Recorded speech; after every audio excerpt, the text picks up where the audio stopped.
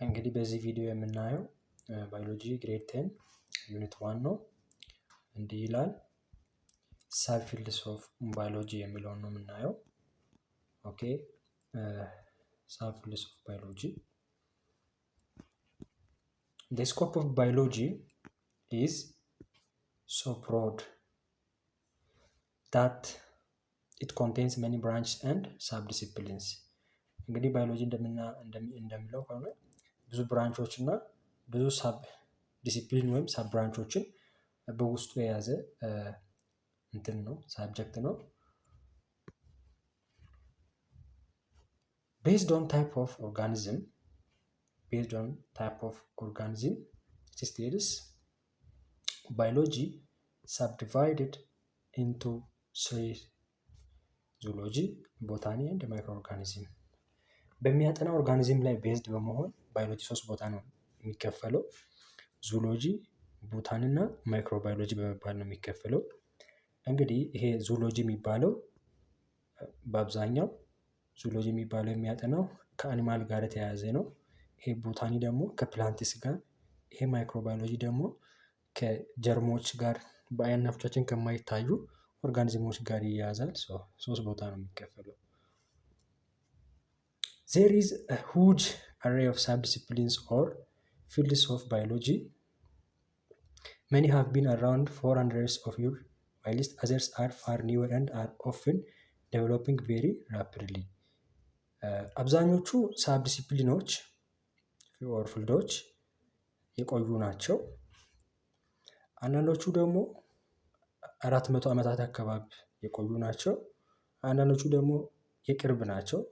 አንዳንዶቹ ደግሞ አሁን እየመጡ ያሉ ግኝቶች አሉ ማለት ነው። The three major subdivisions and their area concerned are described in next page.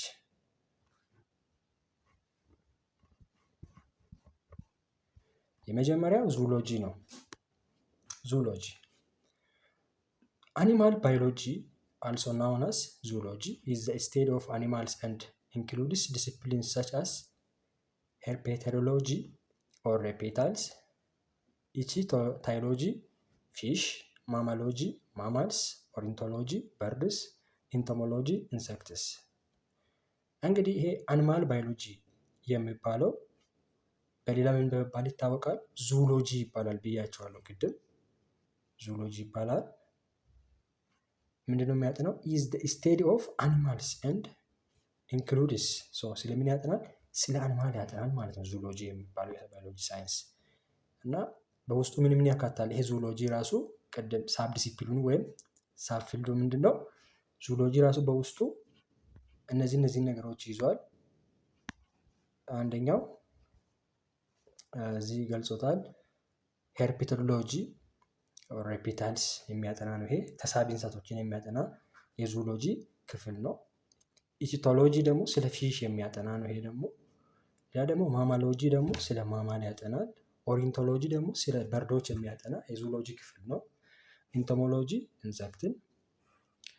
ዙሎጂ is concerned with all aspects of animal life such as an embryonic development to mature adulthoodness. ዙሎጂ አብዛኛውን ጊዜ ከአኒማል ላይፍ ጋር የተያያዘ ነገሮችን ነው የሚያደርገው።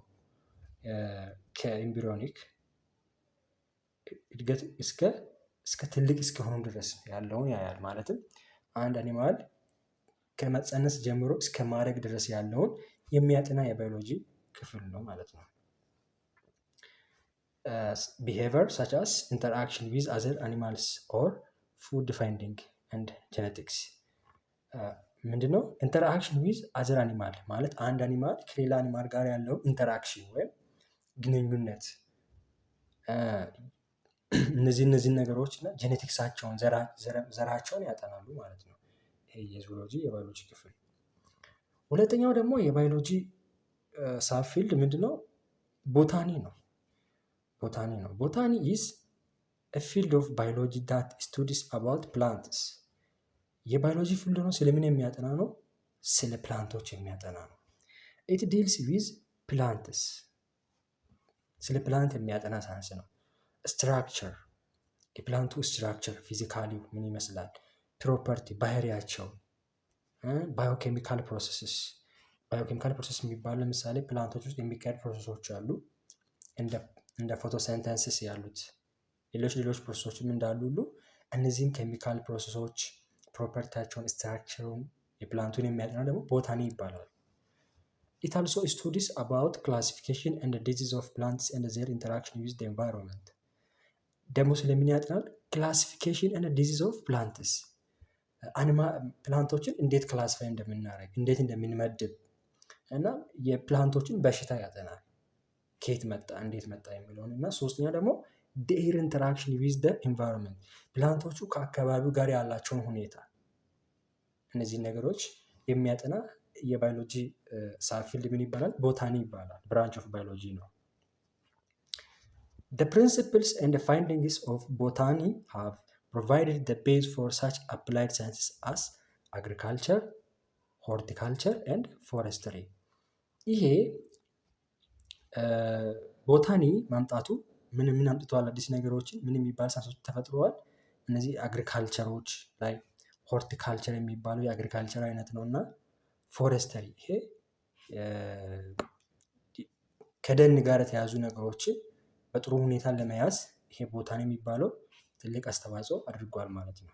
ቦታኒ የሚባለው የባዮሎጂ ክፍል plants have been long used as a source of food ፕላንቶች ለብዙ ዓመታት የምግብ ምንጭ በመሆን ይታወቃሉ።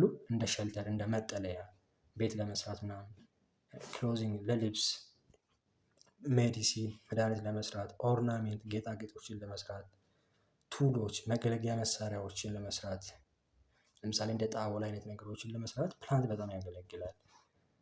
ግሪን ፕላንትስ አር ናው ናውን ቱ ቢ ኢሴንሻል ቱ ኦል ላይፍ ኦን ኤርስ። ይሄ ግሪን ፕላንት አሁን በዚህ ሰዓት በምድር ላይ ላለው ህይወት በጣም ጠቃሚ ነው፣ ታውቋል ደግሞ ጥቅሙ። in addition to their practical and economic value through the process of photosynthesis plant convert energy from the sun into the chemical energy of food. ቅድም ብያችኋለሁ ፎቶሲንተሲስ በሚባለው ፕሮሰስ አማካኝነት ፕላንቶች ይሄ ከሳን ያገኙትን ብርሃን ወደ ኬሚካል ኤነርጂ ኦፍ ፉድ ወደ ምግብ በመቀየር ያስቀምጡናል ማለት ነው። ያስቀምጡናል which allows all life to exist። እንግዲህ እንደምናውቀው ሁሉም ላይፍ የተመሰረተው በዚህ ላይ ነው ምግብ ላይ ነው። ፕላንት በጣም ጠቃሚ ነው ማለት ነው። the formation and the release of oxygen as byproduct of photosynthesis is the second unique important capability of green plants። ይሄ ፕላንት በመጀመሪያ ምግብ ይሰጠናል ብለናል። ከፀሐይ አማካኝነት የሚያገኘው ያ አንደኛው ነው። ሁለተኛው ደግሞ ሪሊዝ ኦፍ ኦክሲጂን ይለቀቃል እንደ ባይ ፕሮዳክት። ውሃና ካርቦን ዳይኦክሳይድ አንድ ላይ በመዋሃድ ግሉኮስን እና ኦክሲጂንን ይሰጣል። ኦክሲጂን እዚህ ጋር እንደ ባይ ፕሮዳክት ነው፣ ተረፈ ምርት ነው እና ይህ ተረፈ ምርት ደግሞ በጣም ጠቃሚ ነው ለኛ፣ በጣም ዩኒክ እና ኢምፖርታንት ካፓቢሊቲ ኦፍ ግሪን ፕላንት ጠቃሚና በቃ ለኛ የሚያስፈልገን ነገር ነው። ፕላንቶች ከሚሰጡን ጥቅሞች ውስጥ ሁለተኛው ኦክሲጂን ነው። ለምሳሌ እዚህ ጋር ሩታ ቻልፔንሲስ የሚባለው ወይም በአማርኛ ይሄ በሳይንሳዊ ስሙ ነው የሚታወቀው፣ እንደዛ በመባል የሚታወቀው። በአማርኛ ደግሞ ምን በመባል ይታወቃል? ጤና አዳም።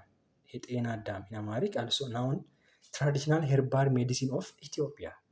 ኢትዮጵያ ትራዲሽናል ሜዲሲን ነው፣ ባህላዊ የሆነ መድኃኒት ነው ማለት ነው። ሶስተኛው ደግሞ የባዮሎጂ ሳብ ብራንች ማይክሮባዮሎጂ። እንግዲህ እዚህ ጋር ማይክሮ ኦርጋኒዝሞችን ወይም በብዙ ከፍሏቸዋል። ባክቴሪያ፣ ቫይረስ፣ ፋንጋይ፣ አልጌ፣ ፕሮቶዛ፣ አርኬ። ይህ ባክቴሪያ ስለ ባክቴሪያ የሚያጠና ነው። ቫይረስ ስለ ቫይረስ፣ ፋንጋይ ስለ ፈንገሶች የሚያጠና ነው። አልጌ ደግሞ ስለ አልጌዎች የሚያጠና፣ ፕሮቶዞአን ደግሞ እንደ አሜባ አይነት ያሉ ነገሮችን የሚያጠና ነው። አርኬ ደግሞ ራሱን የቻለ ትንሽ ከባክቴሪያ የሚለይ ነው። ስለሱ የሚያጠና ነው፣ ግን ባክቴሪያ አይነት ነው፣ ያጠናል ማለት ነው። ማይክሮባዮሎጂ is the study of microscopic organism or microbes that cannot be seen by unaided eyes። ይሄ ማይክሮባዮሎጂ የሚባለው በአይኖቻችን የማይታዩ ማይክሮስኮፒክ የሆኑ ኦርጋኒዝሞችን የሚያጠና የባዮሎጂ ክፍል ነው እና በአይኖቻችን አይታዩም ካኖ ሲን ባይ unaided eye። It includes bacteria, archaea, protista, virus, microscopic algae and fungi። ይሄ በውስጡ ቅድም እዚህ ጋር ነግሬያቸዋለሁ። እዚህ ጋር የተዘረዘሩትን በውስጡ ያካታል ይሄ ማይክሮባዮሎጂ ራሱ የሚባለው ፊልድ። This branch of biology is further subdivided into sub-disciplines። እንግዲህ ይሄ ብራንች ራሱ subdivide ይከፋፈላል which are frequently defined by specific microbes ይከፋፈላል። ባክቴሪዮሎጂ for example is the study of bacteria። ለምሳሌ እዚህ ጋር ባክቴሪዮሎጂ የሚባለው የማይክሮባዮሎጂ ሳብፊልድ ስለ ባክቴሪያ ያጠናል። whereas mycology is the study of fungi። የፈንገስ ስቴዲ ምን ተብሎ ይታወቃል? ማይኮሎጂ ይባላል ማለት ነው። ይሄ ስቴዲ ኦፍ ፈንጋይ ፈንጋይን የሚያጠና የማይክሮባዮሎጂ ሳብዲቪዥን ሳይንሱ ነው።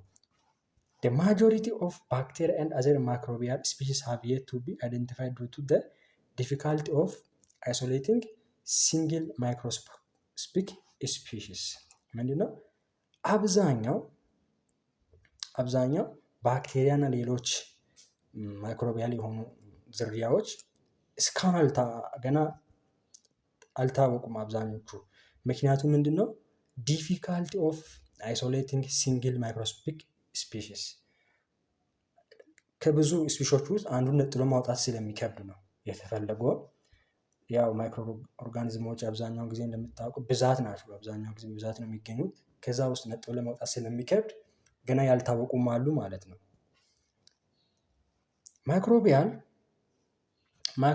ማይክሮባዮሎጂ is rapidly expanding field of study። ይሄ ማይክሮባዮሎጂ የሚባለው የባዮሎጂ ፊልድ በጣም ኤክስፓንድ እያደረገ እየሰፉ ካሉ ፊልዶች ውስጥ አንዱ ነው እና however new technology and development in the fields are constantly assisting in the identification of new species። እንግዲህ ይሄ ቴክኖሎጂ ማደጉ ሁኔታውን እያቀለለው ይገኛል። ብዙ ኦርጋኒዝሞች እንዲታወቁ እያደረገ ነው ማለት ነው። እንግዲህ እዚህ ቴብል ላይ የተለያዩ የማይክሮሎጂ የባዮሎጂ ፊልዶች አሉ። ምን ላይ በመመስረት ስትራክቸራቸው ምን ይመስላል፣ የፊዚካላዊ የሆኑ ስትራክቸሮቻቸው ላይ ቤዝድ በመሆን የባዮሎጂ ይከፈላል ማለት ነው። የመጀመሪያው ሞርፎሎጂ ነው። እዚህ ጋር ሞርፎሎጂ ጋር ስትመጡ ዲፊኒሽኑ ምን ይላል? እዚህ ጋር ስቴት ኦፍ ኤክስተርናል ፎርም ኤንድ ስትራክቸር።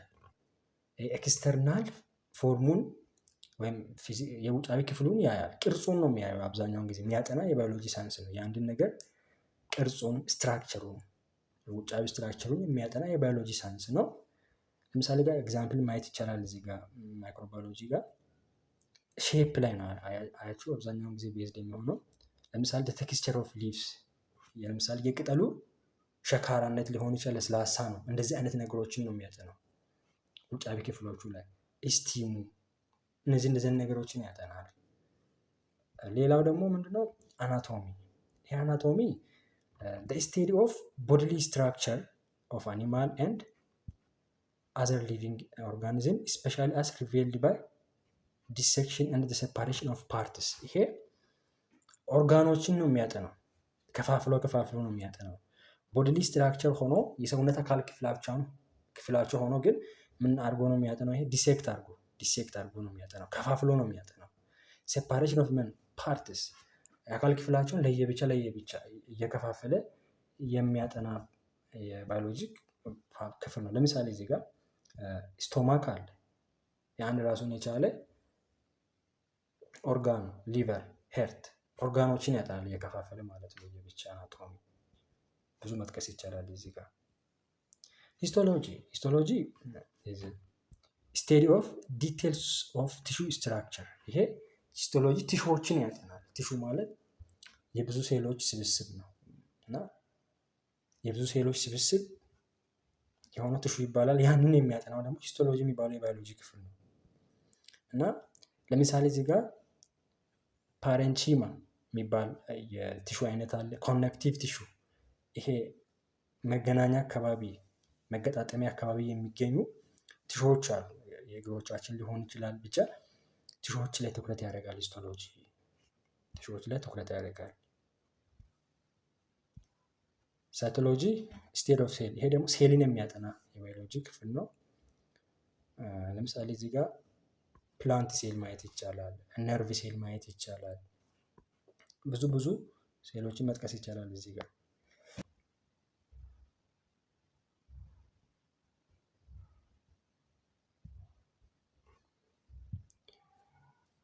ሴል ባዮሎጂ ደግሞ ስቴዲ ኦፍ ስትራክቸር ኤንድ ፋንክሽን ኤንድ ቫሪየስ አስፔክትስ ኦፍ ሴል ኤንድ ኢትስ ኮምፖነንት።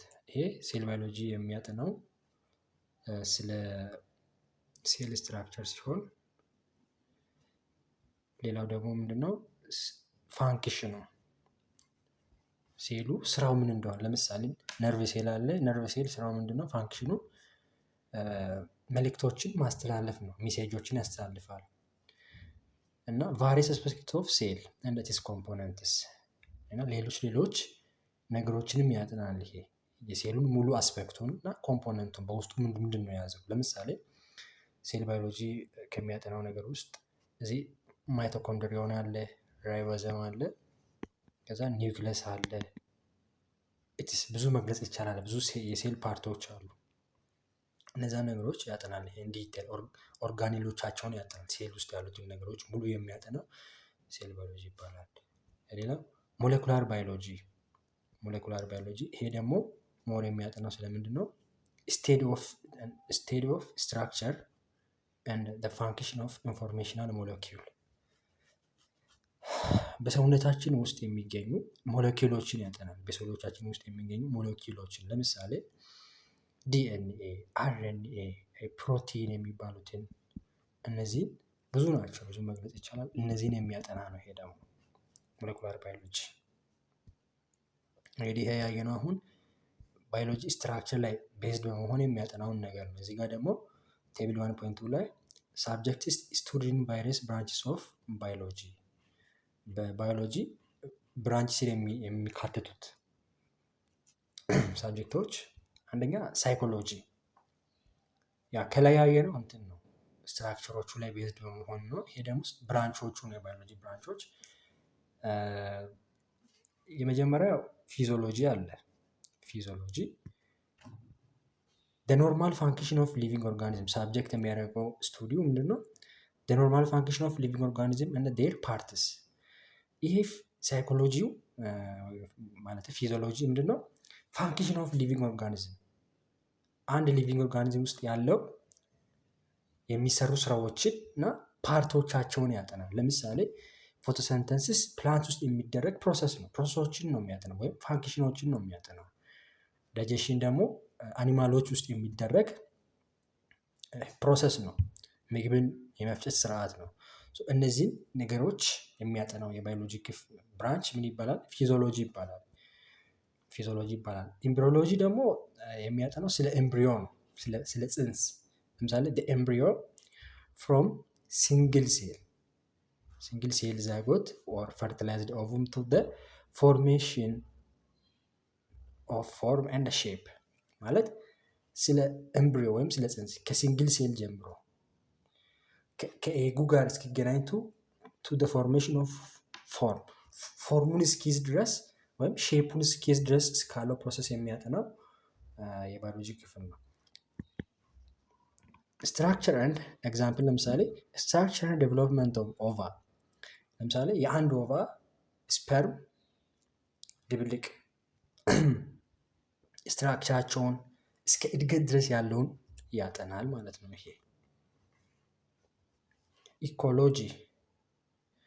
ኢኮሎጂ ደግሞ ኢንተራክሽን ኦፍ ኦርጋኒዝም ዊዝ ዴር ሊቪንግ ኤንቫይሮንመንት ከሊቪንግ ኤንቫይሮንመንት ጋር ያለውን ነገር ያጠናል።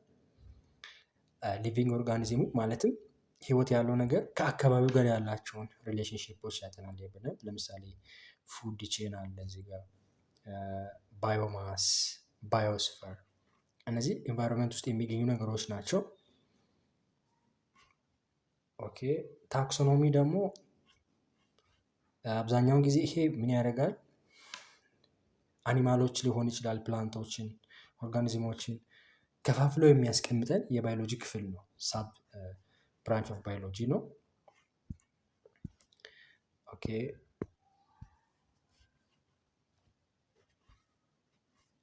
the biological name of human is homo sapiens። እዚህ ጋር ኤግዛምፕል መውሰድ ይቻላል።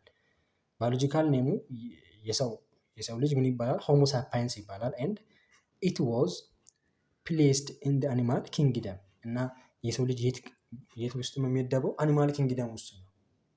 በአኒማል ኪንግደም ውስጥ ነው የሚመደበው የሰው ልጅ። ይሄ ከምድብ ጋር የተያዙ ነገሮችን የሚሰራ ነው። ለምሳሌ እዚህ ጋር አለ ለምሳሌ ኖም አይደንቲፊኬሽን፣ ኖሜንክሌቸር and ክላሲፊኬሽን ኦፍ ኦርጋኒዝም ኔም ይሰጣቸዋል። ሆሞ ሳፒየንስ የሚለውን ስም ለምሳሌ ታክሶኖሚ የሚባለው ሳይንስ ነው የሚመድበው። ክላሲፊኬሽን ኦፍ ኦርጋኒዝሞችን ይመድባል። በግሩፕ እያደረገ ይመድባቸዋል ማለት ነው እስከ ኪንግደም ድረስ እስኪደርስ ድረስ። ሌላው ደግሞ ፓሊዮንቶሎጂ ስለምን ያጠናል መሰላችሁ?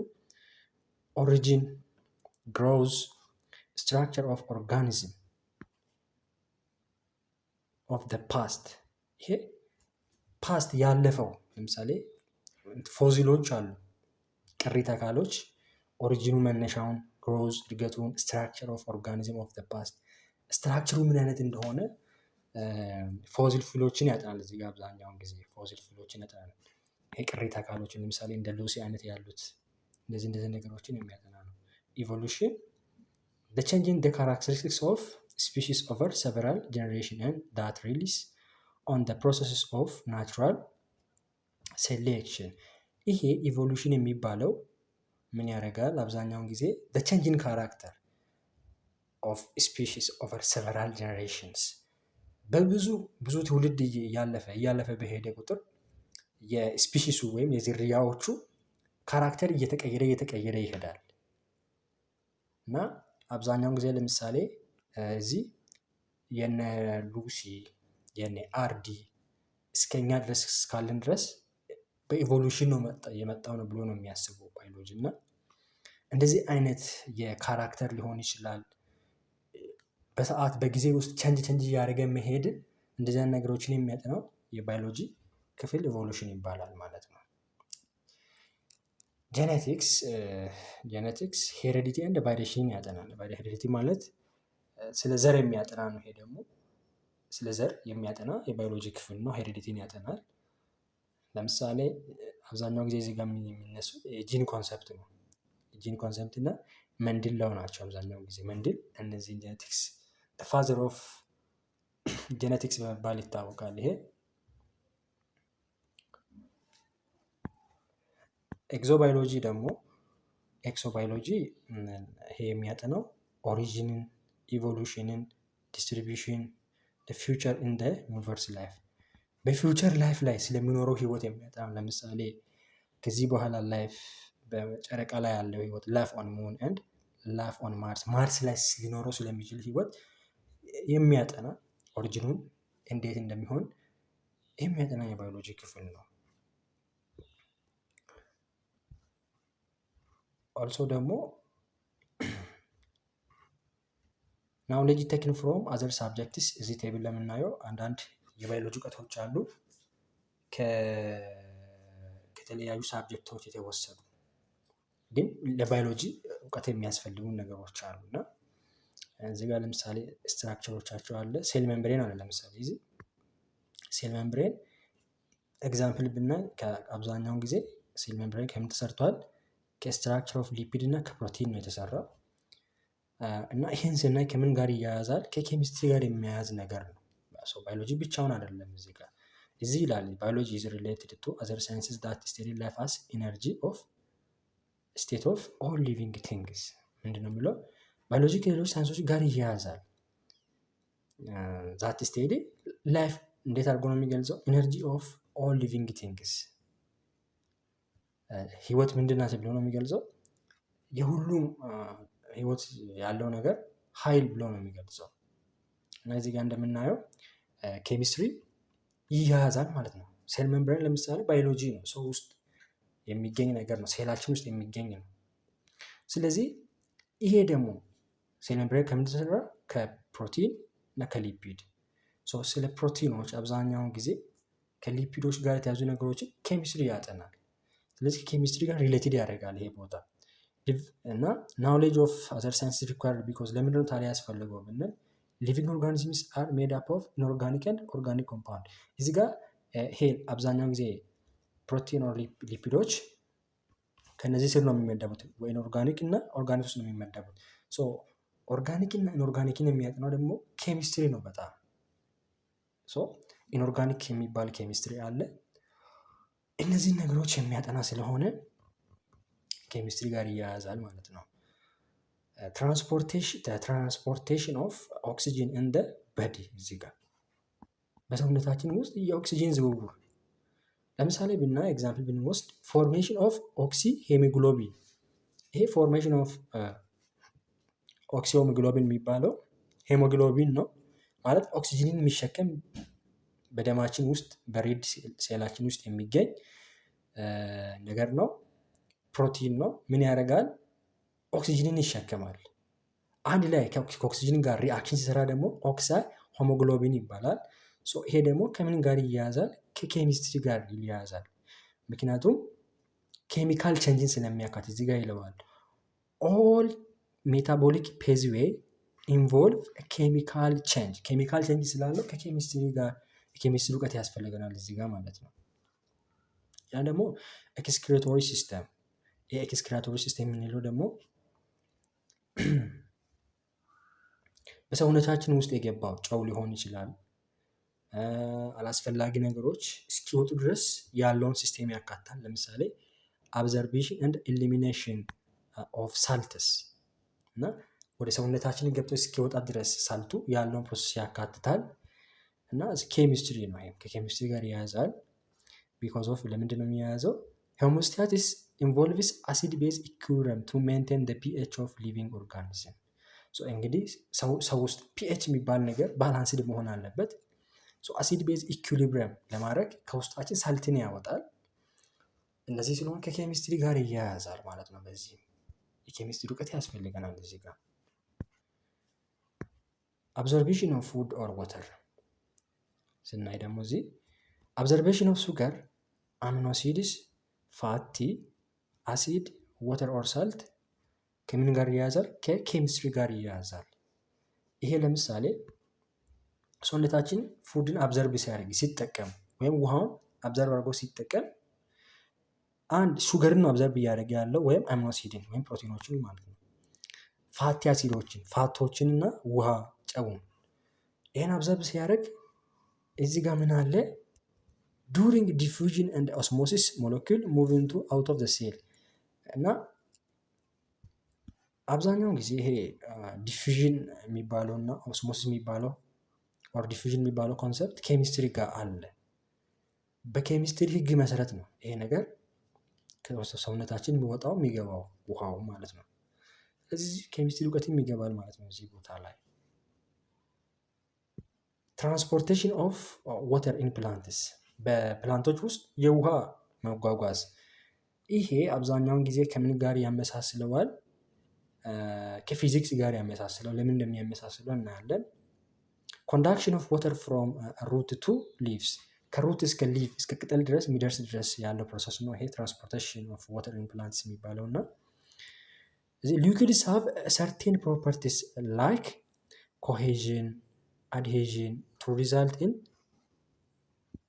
phase tension and capillary action which helps in the certain process። ይሄ ኮሄዥን እና አድሄዥን የሚባለው ውሃ ከሩቱ እስከ አፕቱ እስከ ቅጠሉ ድረስ እስኪደርስ ያለው ፎርሶች ናቸው። ውሃው የገፉ የሚያወጡ ፎርሶች ናቸው። እና ሳዲያ እዚህ ጋር ደግሞ ውሃ በምንድን ነው? ኮንዳክሽንን የሚያጠናው ሞር ፊዚክስ ነው።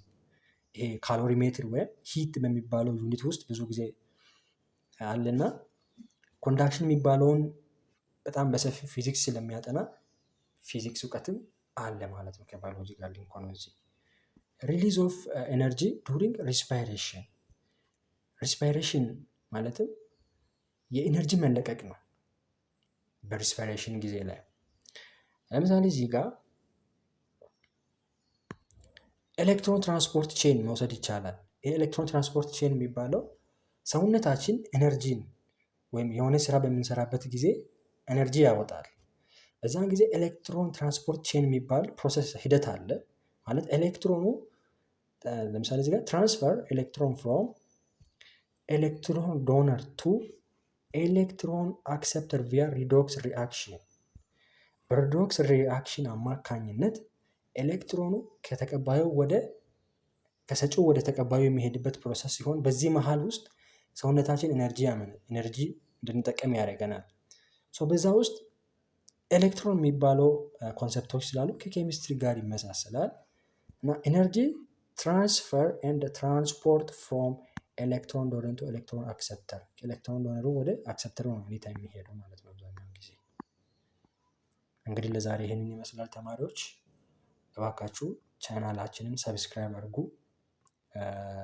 ጥያቄ ካላችሁ ኮመንት ላይ እየገባችሁ እንዲስተካከል የምትፈልጉት ነገር ካለ ይሄ ነገር ይስተካከል የምትሉት ነገር ካለ ኮመንት ላይ ጻፉልን።